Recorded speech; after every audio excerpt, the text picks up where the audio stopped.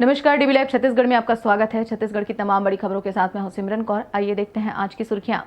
झीरम घाटी रिपोर्ट नहीं होगी सार्वजनिक, मुख्यमंत्री ने कहा अभी जांच अधूरी है। वादा निभाए बाल्को नहीं तो होगा उग्र आंदोलन, राजस्व मंत्री ने बाल्को प्रबंधन को दी चेतावनी। डीजीपी जुनेजा की हुई पहली प्रेस वार्ता, प्रदेश की कानून व्यवस्था और आगामी कार्य योजना पर की चर्चा। अब खबरें विस्तार से। मुख्यमंत्री भूपेश बघेल देर रात दिल्ली से कांग्रेस हाईकमान से मिलकर वापस रायपुर पहुंचे। एयरपोर्ट पर पत्रकारों से चर्चा करते हुए उन्होंने कहा कि झीरम घाटी की रिपोर्ट सार्वजनिक नहीं की जाएगी। वहीं उन्होंने केंद्र सरकार के द्वारा उसना चावल नहीं लेने के मुद्दे पर क्या कहा, देखिए। हम तो फिर से आग्रह करेंगे कि अभी मंत्री जी नहीं सुने, प्रधानमंत्री से आग्रह करेंगे कि भाई उसना चावल आज तक लेते आ रहे हैं, अब क्यों अचानक बंद कर दिया गया। इतने सारे राइस मिलर हैं, इतने सारे वर्कर हैं, राज्य सरकार लगातार उत्पादन करती रही है। अब मान लो उसना चावल अब नहीं लेंगे, पहले से बता देते तो किसान भाइयों से कहते हैं भाई अब उसना क्वालिटी के धान का उत्पादन न करें, क्योंकि हमारे छत्तीसगढ़ में सभी प्रकार के धान हैं। सीएम बघेल दिल्ली में प्रियंका और सोनिया गांधी से मुलाकात करने के बाद रायपुर लौटे हैं। झीरम कांड की न्यायिक जांच रिपोर्ट पर मुख्यमंत्री भूपेश बघेल ने कहा कि झीरम न्यायिक जांच की यह रिपोर्ट सरकार के पास आ चुकी है, पर उसे सार्वजनिक नहीं करेंगे क्योंकि यह जांच अधूरी है। निवेदन किया था कि मिलने का समय दिया जाए, तो मुलाकात हुई और सौजन्य मुलाकात हुई और करीब 40 मिनट तक की बातें हुई। तो बिल्कुल नहीं करेगी, जांच अधूरी रिपोर्ट है, कैसे करोगे आप? क्योंकि आयोग के सचिव ने लिखा है कि जांच पूरी नहीं हुई, तो किस तथ्य को मानोगे आप? जो रिपोर्ट सौंपा गया है वो, या जो आयोग के सचिव द्वारा जो लिखित रूप से सामान्य प्रशासन विभाग को लिखा है उसको।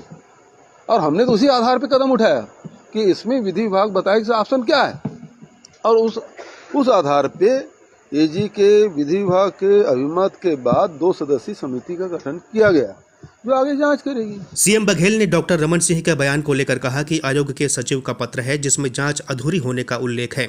मैंने विधि विभाग से सलाह मांगी और उस अनुरूप आगे कार्यवाही की गई। इसमें न्यायालय का अपमान कहां से हो गया? बता दें कि पूर्व सीएम रमन सिंह ने बयान में नई जांच को न्यायालय का अपमान बताया था। आज मुझे अधिकारियों ने जानकारी दी कि राजभवन से वो जो रिपोर्ट है, अधूरी रिपोर्ट है, वो राज्य सरकार को सौंप दिया गया है। तो अब आप लोग क्या करेंगे उस रिपोर्ट पे? अब सवाल इस बात का है कि रमन सिंह अब बताए कि इसमें न्यायालय का अवमानना कहाँ से हो गया, क्योंकि आयोग की रिपोर्ट यदि पूरा हो जाता है तो ऐसे में एक्शन टेकन रिपोर्ट के साथ राज्य विधानसभा में रखा जाता है। लेकिन इस बीच राज्य सरकार के द्वारा 2 सदस्यीय समिति का गठन किया गया जो अधूरी जांच है उसे पूरी करे। वहीं केंद्र सरकार द्वारा छत्तीसगढ़ के उसना चावल नहीं खरीदने को लेकर सवाल किए जाने पर मुख्यमंत्री ने कहा कि राइस मिलरों को इसका सबसे ज्यादा नुकसान होगा। यहाँ लगभग 500 राइस मिल है और यहाँ करीब 60% जो धान है वो उसना क्वालिटी के हैं, और उसना को बढ़ावा पिछले समय केंद्र सरकार देती रही और इस कारण से राइस मिल भी बढ़े और उत्पादन बढ़ाना है करके ये उसना क्वालिटी के चावल भी लोग बोते रहे। अचानक इस प्रकार से फैसले से बहुत सारे राइस मिल प्रभावित होंगे, मजदूर प्रभावित होंगे, और जो मिलिंग करके हमको देना हमारी जो क्षमता है वो भी उससे प्रभावित होगा, क्योंकि अरवा के एक निश्चित सीमा है और दोनों मिला के हम लोग कर रहे थे। लेकिन अब जिस प्रकार से फैसला केंद्र सरकार ले रही है उससे निश्चित रूप से इससे नुकसान होगा राइस मिलर को भी और छत्तीसगढ़ को भी। प्रदेश के राजस्व मंत्री जयसिंह अग्रवाल ने कोरबा स्थित बाल्को संयंत्र विस्तार परियोजना के लिए आयोजित हुई जनसुनवाई के दौरान प्रबंधन द्वारा किए गए वादों को पूरा नहीं करने पर नाराजगी जताई है। राजस्व मंत्री ने बाल्को सीईओ को पत्र जारी कर कहा है कि बाल्को प्रबंधन अपने रवैये में बदलाव लाते हुए किए गए 15 दिनों के भीतर वायदों को पूरा करने की पहल नहीं करता है तो उसे उग्र आंदोलन का सामना करना पड़ सकता है। संयंत्र में तालाबंदी की स्थिति भी आ सकती है। राजस्व मंत्री ने पत्र में उल्लेख किया है कि संयंत्र विस्तार कार्य में स्थानीय लोगों को रोजगार प्रदान किया जाए। ध्यानचंद चौक से लेकर परसभाटा तक की सड़क का निर्माण के बाद डामरीकरण कार्य प्रारंभ नहीं किया गया है। फ्लाई ऐश का निपटान नियमों का पूरी तरह से उल्लंघन करते हुए खुले वाहनों में परिवहन करते हुए बेतरतीब ढंग से ले जाया जा रहा है। राजस्व मंत्री ने इस व्यवस्था को दुरुस्त करने को कहा है। छत्तीसगढ़ के नवनियुक्त डीजीपी अशोक जुनेजा ने पदभार ग्रहण करने के बाद पहली प्रेस कॉन्फ्रेंस ली। डीजीपी अशोक जुनेजा ने प्रदेश की कानून व्यवस्था और आगामी कार्य योजना पर चर्चा की। डीजीपी जुनेजा ने कहा कि हमारा मुख्य फोकस कानून व्यवस्था संभालना और बेसिक पुलिसिंग पर है। नक्सल क्षेत्र में विकास करना और शासन की योजनाओं को पुलिस जवानों की मदद से लोगों तक पहुंचाना है। प्राथमिकताएं कानून व्यवस्था को सुदृढ़ करना, बेसिक पुलिसिंग को जो लेवल पर है उससे और भी बेहतर बनाना, और चूँकि अभी नक्सल ऑपरेशन भी मेरे पास है, वहाँ पे भी हमारे पास विकास के काम काफ़ी निरंतर गति से हो रहे हैं। स्पेशली मानसून के समाप्त होने के बाद ये वर्किंग सीज़न चल रहा है, तो रोड कंस्ट्रक्शन एक्टिविटीज़, पुलिया निर्माण, मोबाइल टावर की इंस्टॉलेशंस और जो शासन की विभिन्न योजनाएं हैं उनके शिविर लगाकर पुलिस अधीक्षक और कलेक्टर्स आम जनता तक जो शासन की विकास की योजनाएं हैं उनको पहुंचाने का भरसक प्रयास कर रही है सुरक्षा बलों की मदद से। गांजे की तस्करी को लेकर जुनेजा ने कहा कि उनकी उड़ीसा के डीजीपी से बात हुई है।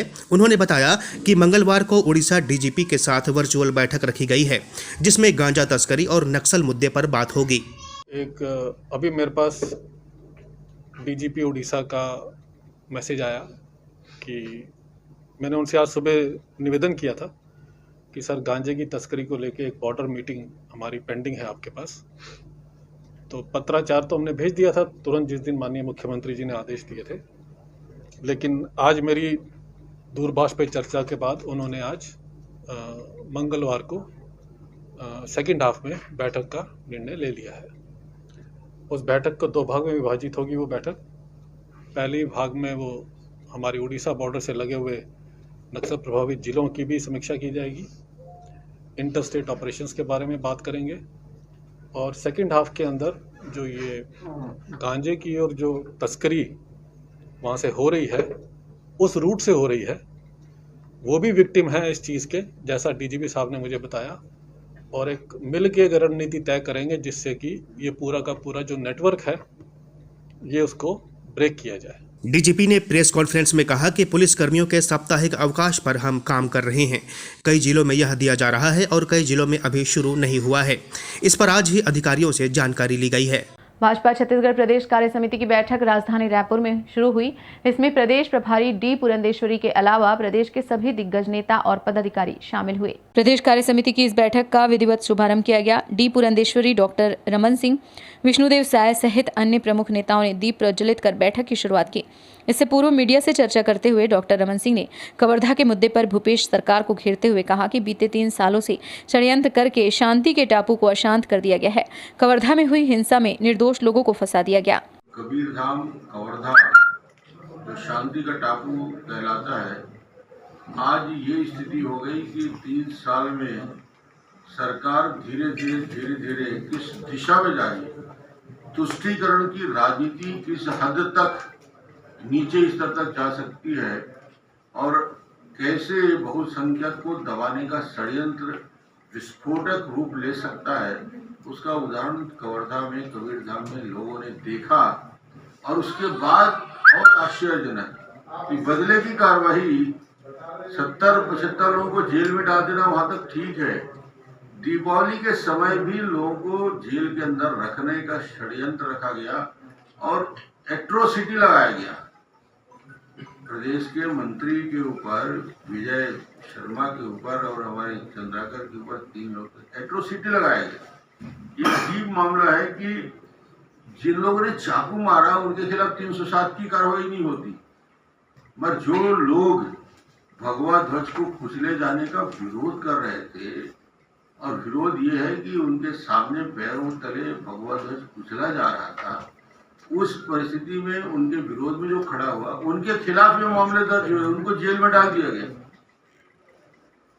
और जिन लोगों ने चाकू चलाया उनके खिलाफ 307 नहीं लगा, उनकी जमानत और उनको गिरफ्तार नहीं किया गया।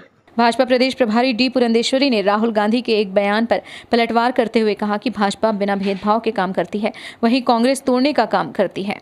राजनीति कौन करते हैं, कौन करे अब तक, ये तो सब लोग जानते हैं। भाजपा का नारा है सबके साथ सबका विकास, सब में तो सभी आते हैं, कोई जात पात की भेदभाव हम नहीं करते। जब हम जनधन योजना या कुछ उज्ज्वला की गैस कनेक्शन दे देते तो हम ये नहीं कहते कि तुम इस जात की हो, उस रिलीजन को हो, इसलिए हम नहीं देंगे, हम तो सबको देते हैं। तो लोगों को ये सब पता है, केवल और केवल अपनी असफलता को, अपनी वीकनेस को कवर करने के लिए अगर वो ऐसे स्टेटमेंट देंगे तो उसमें हम क्यों रिस्पॉन्ड करेंगे। और जो बात हो रही कि बीजेपी वाले धमका रहे कि क्या यहाँ का प्रदेश प्रशासन इतना वीक है क्या कि अपने लोगों को अपने पास समेट कर रखने की उसकी कोई ये नहीं है क्या, वो भी जवाब देना है। कवर्धा हिंसा मामले में एसपी मोहित गर्ग ने कलेक्टर रमेश शर्मा को अपनी रिपोर्ट सौंप दी है, जिसमें प्रस्ताव दिया गया है कि हिंसा के आरोपी रिजवान को जिला बदर किया जाए। इसके बाद कलेक्टर रमेश शर्मा ने रिजवान को नोटिस जारी कर 30 नवंबर तक जवाब देने को कहा है। जवाब संतोषजनक होने पर जिला बदर की कार्रवाई की जाएगी। बता दें कि 3 अक्टूबर को लोहारा नाका कवर्धा में डिवाइडर में लगे धार्मिक झंडे को निकाल देने पर 2 समुदाय के बीच हिंसक झड़प हुई थी। इसके बाद शहर में धारा 144 लगा दी गई थी।